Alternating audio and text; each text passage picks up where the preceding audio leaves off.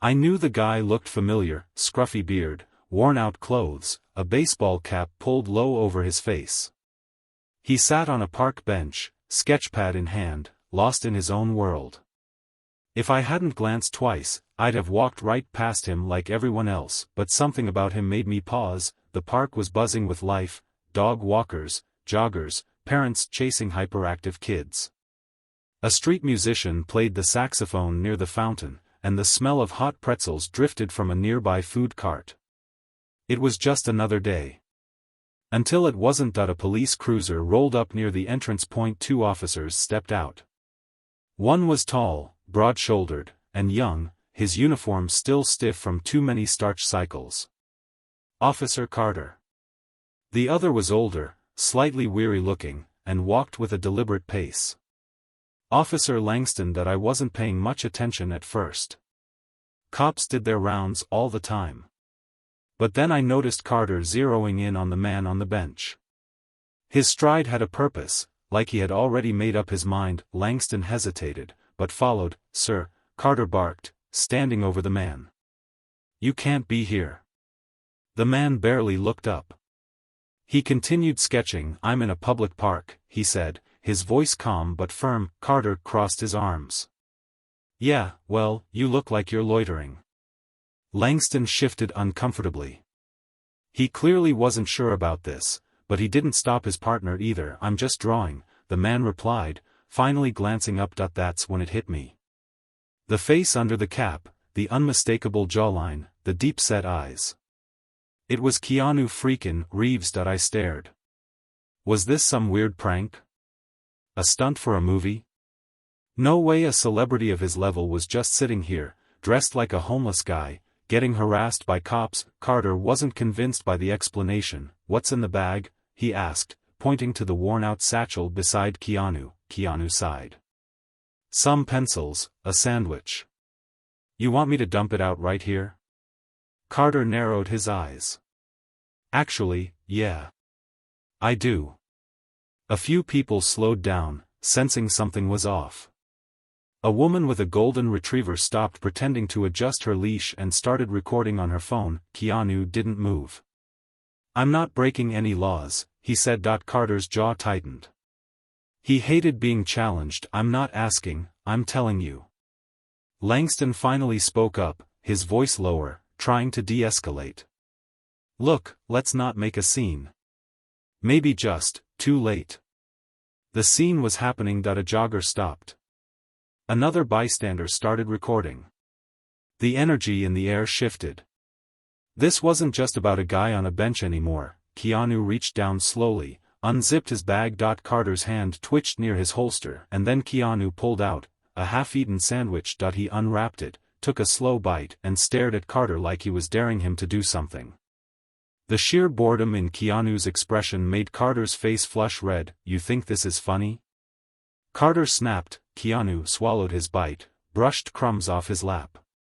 "I think it's funny that you're this worked up over a guy sitting on a bench eating a sandwich." The young woman recording spoke up. "Why are you even bothering him? He's not doing anything." Carter turned, eyes dark. "Ma'am, this doesn't concern you." "Actually," she shot back, stepping forward, "it concerns all of us." A ripple moved through the crowd. This wasn't just some random cop and civilian interaction anymore. It was a moment. Carter realized it too. He clenched his fists, barely containing his frustration. "You need to move along, sir," he said, his voice dangerously close to cracking. Keanu didn't move. "Or what?" That's when it happened. Carter reached down, gripping Keanu's arm. The crowd collectively inhaled. Keanu, smooth as ever, didn't yank away or resist. He just tilted his head, staring at Carter with the patience of someone who had seen this play out 100 times before, and then, quietly, he said, "Careful." Carter hesitated. His grip loosened, just slightly. "I have a feeling you don't want to do this," Keanu said, his voice eerily calm. That's when Carter noticed the blinking red light. Keanu's satchel was slightly open, and inside, a small hidden camera was recording everything. The cop's face drained of color, and then, in the distance, sirens, not just one. 3. Unmarked black SUV rolled up beside the police cruiser, the door opened. And out stepped a woman in a sharply pressed uniform, her expression unreadable. Captain Monroe. She took in the scene with a quick, calculating gaze, the crowd, the phones recording, the two officers standing over a man who, despite his ragged clothes, somehow commanded the entire space. Officers, she said, her voice controlled. What's going on here? Langston stepped forward first, his mouth opening. But before he could answer, Carter blurted out, he was refusing to leave. Captain Monroe's gaze shifted to Keanu. Her eyes narrowed slightly. Recognition, you, she said. You're. Keanu gave her a small nod, finally revealing himself. She inhaled slowly. Then turned back to Carter. You detained Keanu Reeves? Silence. The tension could have been cut with a knife. Carter stammered. I didn't know it was him. He looked. Monroe held up a hand. Enough. She turned to Keanu. And what, exactly, are you doing here? Keanu leaned back, laced his fingers together. Testing a theory. Monroe exhaled sharply. And what theory is that? Keanu glanced at the small crowd watching in eerie silence. That some officers only see a problem when they want to. Carter's face turned deep red. Langston looked like he wanted to disappear. Monroe closed her eyes for a fraction of a second, processing. Then she looked back at Carter. Hand over your badge and weapon. Carter froze. Wait, what? You heard me. Monroe's voice was ice. You're relieved of duty pending review. Carter turned to Langston, waiting for backup. But Langston just swallowed hard and looked away. The crowd exploded into murmurs. Cameras zoomed in. Carter, trembling with rage, unclipped his badge and handed it over. You can't do this, he seethed. Monroe leaned in slightly, voice barely above a whisper. You did it to yourself. Keanu, watching the whole thing, picked up his sandwich again and took another bite, because sometimes, justice doesn't need fists, just a camera, a crowd, and the right person watching. Carter stood frozen, his fists clenched at his sides as Captain Monroe turned the badge over in her hand. The small crowd around them had gone completely silent, watching the scene unfold like it was a movie. Phones were still recording. The tension in the air was thick enough to choke on. Carter's jaw clenched. You're making a mistake, Captain. Monroe looked at him, unimpressed. No, Officer Carter. You did. Langston, still standing a few feet away, swallowed hard. He looked like he wanted to sink into the ground. He had done nothing to stop Carter, and now, it was clear, that was just as bad. Keanu sat back, took another bite of his sandwich, and chewed slowly. He wasn't smiling, wasn't gloating. He just watched. Monroe turned to him. Mr. Reeves. Her voice was measured, controlled. If you were looking to make a point, I'd say you've made it. Keanu met her gaze. It's not about making a point. It's about seeing who gets treated like a person, and who doesn't. A ripple of murmurs moved through the crowd. Monroe pressed her lips into a thin line. She knew the cameras were rolling. Knew that whatever she said next would be seen by millions. Finally, she exhaled.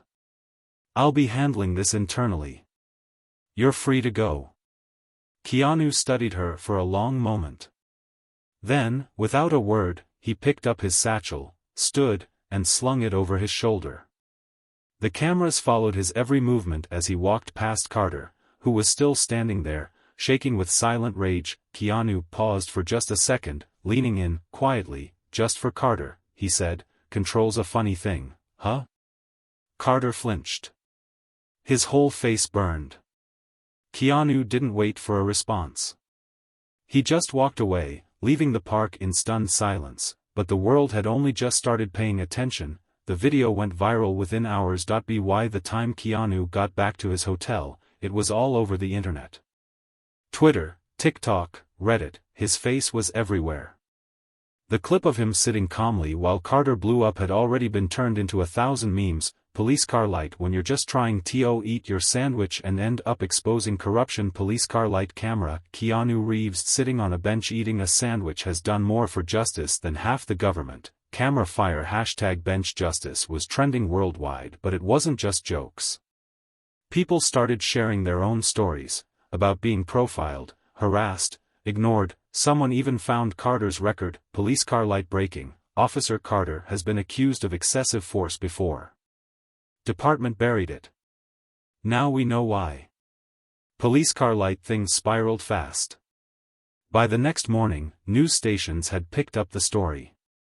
Keanu Reeves tests police and exposes a broken system. Carter's name was everywhere. The department was under fire, and Keanu? He was just sitting in his hotel room, drinking black coffee, watching it unfold. His phone buzzed. A message from an unknown number. Unknown, you wanted accountability. You got it. But don't think this is over. Keanu stared at the message for a second. Then, slowly, he smiled. Of course it wasn't over. Meanwhile, at the police precinct, Officer Carter stormed into Captain Monroe's office, slamming the door behind him. His face was red, his breathing ragged. This is bull ********, he snapped. You hung me out to dry. Monroe didn't even look up from the paperwork on her desk. You hung yourself out to dry, she corrected. I just stopped holding the rope. Carter's hands curled into fists. This is all because he's famous. If it was just some random homeless guy, no one would care. Monroe's gaze lifted, sharp as a knife. That's the problem, isn't it? Silence. She set down her pen and leaned back. You didn't think twice about roughing up a guy on a bench because you assumed no one would care. You thought you'd get away with it because you probably have before. But this time? The wrong person was watching. Carter scoffed. You're just trying to save your own ass. No, Carter. Monroe's voice was ice. I'm trying to save yours. She stood, stepping around the desk until she was right in front of him. You think this is bad? You think losing your badge for a few weeks is the worst thing that could happen? She leaned in. Try losing a lawsuit. Try having your whole record dragged through the mud. Try waking up to find out that every mistake you ever made is front-page news. Carter's jaw tensed. He wasn't stupid. He knew what was happening. Monroe crossed her arms.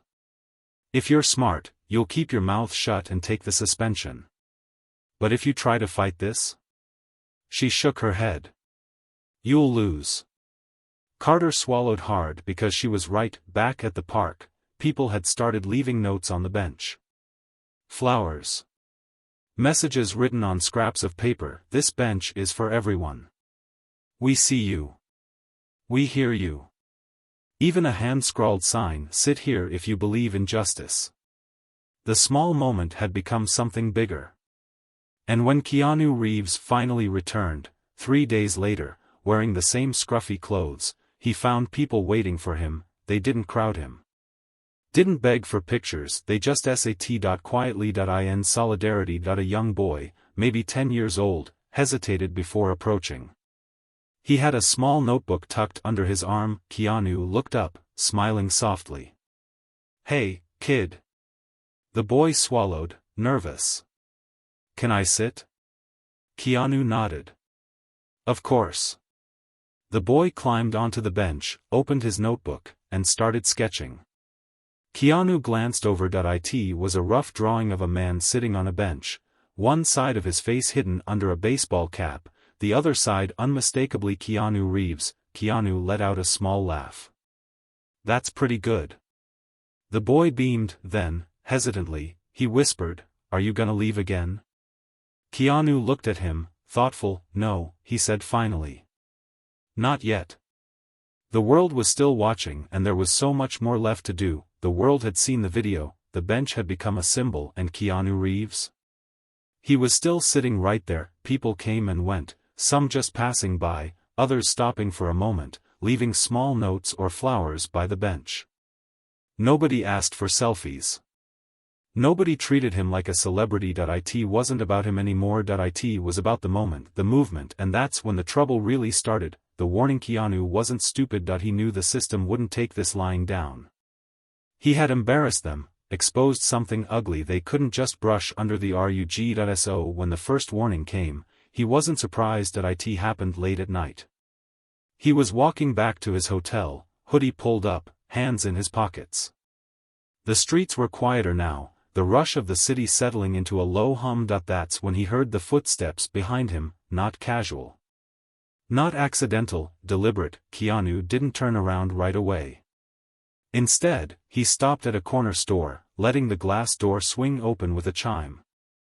He stepped inside, watching through the reflection. Two men. Plain clothes. Standing just outside, watching him. He picked up a bottle of water, walked to the counter. The cashier barely looked up. Anything else? Keanu shook his head, pulled out some cash, and placed it on the counter. Then, as casually as he could, he asked, "You ever feel like you're being watched?" The cashier snorted. "Buddy, we got cameras on every street. Everyone's being watched." Keanu nodded. "Yeah. That's what I figured." He grabbed his water and walked out. The two men were gone, for now. The setup the next day, Keanu went back to the bench. But something was different. A man was already sitting there, not a regular. Not one of the usual supporters. This guy was big. Military buzz cut. Expensive sunglasses. Dressed too clean to be homeless, but too casual to be a cop. Keanu approached, slow and careful. The man barely moved, but spoke as soon as Keanu was close. "Bench is occupied." Keanu tilted his head. Didn't realize benches were private property. The man finally looked up. His expression was unreadable. "Funny. You got a lot of people watching you, Reeves." Keanu studied him. "Guess that makes two of us." Silence. Then the man leaned back, stretching an arm over the bench like he owned it. "You made a mess. Higher-ups don't like messes." Keanu just watched him. "Higher-ups?" The man didn't answer. He just smiled, but it wasn't friendly. "You had your fun," he said. "Made your point. Now it's time to walk away." Keanu exhaled through his nose. "You ever hear the phrase justice isn't given, it's earned?" The man's smile didn't waver. "You ever hear the phrase know when to quit?" Another stretch of silence. Then Keanu nodded. "Yeah. But I've never been good at that." The man let out a short chuckle. "That's what I thought." Then, just like that, he stood up. "Enjoy the bench." And walked away. Keanu sat down. He had no idea what was coming next, but he wasn't moving. The retaliation, the backlash started small. A couple of news articles questioning Keanu's motives. Police car light: is Keanu Reeves really a hero? Or just another celebrity stunt? Police car light: a sudden influx of fake social media accounts spreading doubt. Bust in silhouette: I was there. The cops weren't even being aggressive. He was just trying to stir up drama. Bust in silhouette: honestly, he should stick to movies. What does he know about real life? And then, the next time he showed up at the park, something was waiting for him. A uniformed officer, not Monroe, not Langston. A new face. One Keanu hadn't seen before. The officer stood next to the bench, arms crossed. A small smirk on his face. "Sorry, sir. Park's closed." Keanu raised an eyebrow. "In the middle of the day?" The officer nodded, his smirk widening. "Yeah. Sudden maintenance issue." Keanu glanced around. Joggers still running. Dog walkers still strolling. Families still sitting in the grass. "Looks open to me," he said. The officer shrugged. "Not your call." Keanu exhaled. He could feel it. The shift: they weren't going to fight him openly. They weren't going to arrest him, make a scene. They were just going to make it harder. A slow squeeze, death by 1,000 inconveniences. The goal was simple: frustrate him. Tire him out. Make him give up, and maybe, once upon a time, it would have worked, but this was Keanu Reeves, and Keanu Reeves didn't walk away. The next move that night, Keanu sat in his hotel room, laptop open. His inbox was flooded with messages, supporters, reporters, activists. Then, one email caught his eye. Subject: "They're coming for you." There was no name. No signature. Just a short message. "They're not going to let this go. Be ready." Keanu sat back in his chair, tapping his fingers on the desk. Then he smiled, because here's the thing: they could push, they could pressure, they could threaten, but the world was watching, and the last thing the system wanted was for people to keep paying attention. Keanu leaned forward, cracked his knuckles, and started typing that it was time for his next move. Keanu Reeves knew when something was coming. It was a skill honed from years of navigating Hollywood, life on the streets before fame. And, more recently, standing his ground against a system that didn't like being challenged. And right now, something was coming. The last warning. It happened at 2 a.m. Keanu was in his hotel room, half asleep, when his phone buzzed on the nightstand.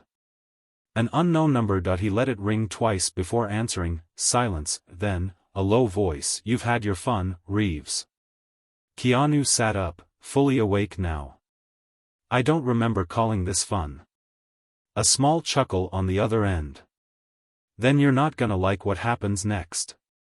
The line went dead. Keanu exhaled slowly, rubbing his temple. This wasn't unexpected. He'd been waiting for them to make a move, and now, they had. The setup. The next morning, Keanu did exactly what they expected. He went back to the park. The bench was still there, untouched. The makeshift messages people had left, scraps of paper, flowers, even a small hand-painted sign that read "This seat is for everyone," remained. But something was different. Across the park, standing near the fountain, were 3 uniformed officers. Not Monroe. Not Langston. New faces. Keanu sighed. "Here we go." He sat down, pulling out his sketchpad like nothing was wrong. Let them come to him, and sure enough, they did. The officers approached in a slow, deliberate formation, one in front, 2 slightly behind. "Classic intimidation, sir," the lead officer said. "We need you to come with us." Keanu glanced up. "For what?" "We have reason to believe you've been engaging in public disturbances." Keanu chuckled. "Sitting on a bench is a disturbance now?" The officer's jaw tightened. "Let's not make this difficult." Keanu knew this game. They weren't going to arrest him outright. They weren't going to make a scene. They just wanted him gone, because if he disappeared quietly, the movement would fade. The world would stop watching, and they could pretend none of this ever happened. Keanu exhaled, setting his sketchpad down. Then, slowly, he reached into his satchel. The officers tensed. One moved his hand toward his belt. Keanu pulled out his phone. The screen was already recording. He held it up slightly, making sure it caught all 3 of them in frame. "What was that again?" The lead officer hesitated. His eyes flickered to the camera. He knew how fast things could spiral once the internet got involved. "Sir," he said again, voice a little less sure now. "You need to come with us." Keanu tilted his head. "Or what?" Silence. The officer clenched his jaw. Then, finally, he muttered, "Have a nice day," turned on his heel, and walked away. The others followed. Keanu smiled, because the game had changed. They weren't just dealing with him anymore. They were dealing with everyone watching. The real attack. Keanu wasn't an idiot. He knew they wouldn't stop with just intimidation. They needed something bigger, something that would turn the public against him. And less than 24 hours later, they tried exactly that. The first news story broke in the evening. Police car light. Keanu Reeves sparks police tension in reckless publicity stunt. Police car light. Police car light. Inside sources: Reeves instigated officers to create viral moment. Police car light. Police car light. Former officers speak out. Was it all staged? Police car light. It spread fast. News anchors debated it. Talk show hosts made jokes about it. Social media was split. Bust in silhouette. I supported him at first, but if he really set this up for attention? That's messed up. Bust in silhouette. Dude, he's a millionaire. He doesn't need publicity. This was real. Bust in silhouette. Nah, I bet this was some secret movie promo. Hollywood's sneaky like that.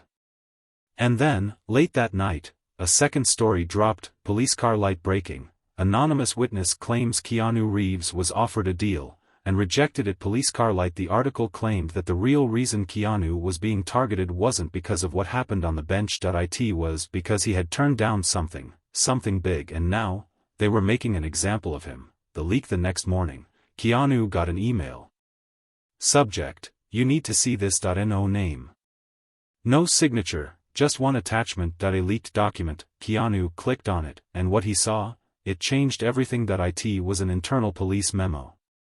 Dated a full week before the bench incident. The subject line: high-profile individual, containment strategies. Keanu scrolled down. Bullet points.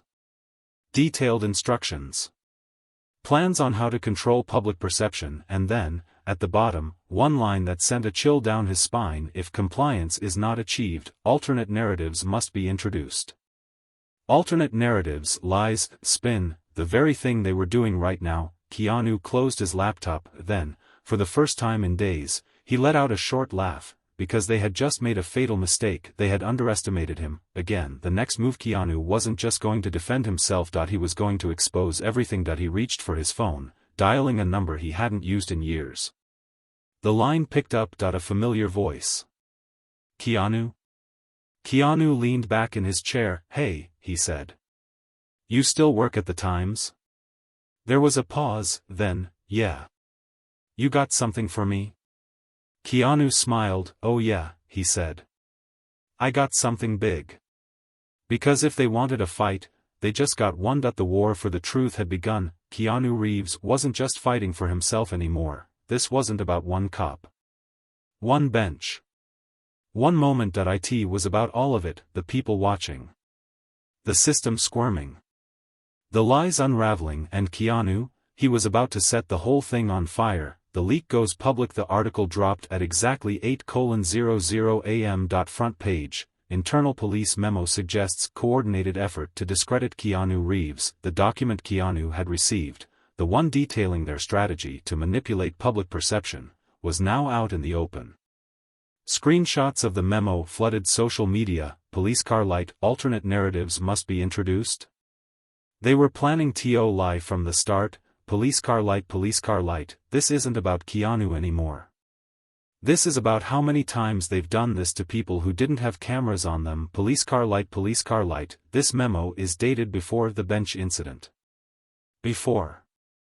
Which means they were waiting for a reason to go after him. Police car light. The police department panicked. Within hours, the official response came: a thorough internal investigation would be conducted. A small faction within the department had misrepresented procedures. And then, the kicker: Officer Carter had been officially fired. The internet exploded. Bust in silhouette. Holy SHT, they actually fired him? Bust in silhouette. They're trying to make Carter the fall guy, but we all know this goes deeper. Bust in silhouette. Bro went from power tripping to unemployed in record time. But the problem for the department, this wasn't just about Carter anymore. This was about all the people like Carter, and the people weren't going to let it go. The press conference 2 days later, Captain Monroe stood at a podium, cameras flashing. Keanu stood at the back of the room, hood up, arms crossed. Just watching. We acknowledge the failures of our officers, Monroe said, voice steady. And we acknowledge that the response to Mr. Reeves was unacceptable. The actions taken by Officer Carter do not represent the values of this department. Keanu smirked. Classic move. Pretend it was one bad officer. Pretend it wasn't the whole damn system. A reporter spoke up. Captain, will there be further accountability for those involved in the disinformation campaign? Monroe hesitated. Then, we are reviewing all parties responsible. A non-answer. Keanu shook his head. Then, before he could second-guess himself, he did something that wasn't in the plan. He stepped forward, walked right past the cameras, right up to the microphone. Monroe's eyes widened in shock. Keanu took the mic and in the calmest, most dangerous voice possible, he said, let's be honest, Captain. This only happened because people were watching. Silence. Monroe's jaw tightened. Keanu turned to the crowd. I sat on a bench. That's it. That's all I did. But because I didn't look the way they wanted, because I didn't act the way they expected, I became a problem. Cameras zoomed in, livestream viewers skyrocketed, and if I wasn't famous? Keanu continued. What happens then? What happens to the people who don't have cameras? The ones who don't have a name that makes people pay attention? A murmur rippled through the crowd. They get buried, Keanu said. That's what happens. The weight of his words hung in the air. Monroe exhaled slowly. Mr. Reeves, Keanu held up a hand. I'm not asking for an apology. I'm asking for change. He turned back to the cameras, to everyone watching this, don't stop. Keep asking questions. Keep recording. Keep holding people accountable. Because the moment you stop watching, that's when they go back to business as usual. He turned, dropped the mic, and walked off the stage, and just like that, the battle was over, but the war had only just begun. The aftermath, they tried to sweep it under the rug, they tried to move on, but the public wouldn't let them. Citywide protests. Investigations. More officers exposed for similar behavior. It didn't stop. The bench, Keanu's bench, became a gathering place. Activists held meetings there. People came to share their stories, and the police, they had to listen, because now, the whole world was watching. 1 month later, Keanu sat at the same bench, sipping coffee from a paper cup. The park was quieter now, but the message still lingered. A young man approached hesitantly. Mr. Reeves? Keanu looked up. The kid looked nervous. Maybe 19, hands shoved into his hoodie pockets. I just wanted to say thanks. Keanu tilted his head. For what? The kid hesitated, then said, a few years ago, I got stopped by cops for no reason. They tried to pin something on me. I didn't have a camera. No one believed me. But now? People believe this stuff happens. Because of you. Keanu studied him, then, he gestured to the empty space next to him, sit. The kid Saturday and together, they just watched the world move. The fight wasn't over. It never would be, but it was a damn good start. Final note. Days later, an anonymous letter appeared at the station. No return address. No signature, just a single piece of paper with a handwritten message, justice isn't given. It's earned. Keep watching. Keep asking questions. Captain Monroe found it on her desk. She read it twice, then, slowly, she smiled because she knew, deep down, the world was never going to stop watching.